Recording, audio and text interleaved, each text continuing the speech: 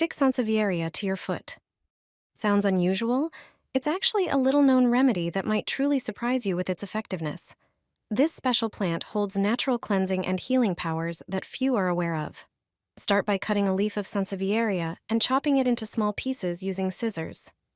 Put the pieces in a blender, add a bay leaf and a pinch of baking soda, an ingredient that neutralizes odors and boosts the plant's effects. Blend everything into a smooth paste, then strain it through a fine sieve and press it well with a spoon. Pour the liquid into a small jar. You'll have it on hand whenever you need a natural boost. You can use it as a toothpaste. It gently whitens and freshens breath. Or as a nasal rinse that helps clear the sinuses and ease breathing. And what about the leftover pulp? Spread it onto a piece of plastic wrap and use it as a natural compress. Wrap it around a sore knee, calf, or any area that needs soothing.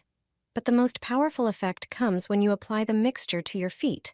Spread it on the soles, wrap them in plastic, put on socks, and leave it overnight. By morning, you'll feel the difference this natural remedy can make. Straight from nature, and it really works.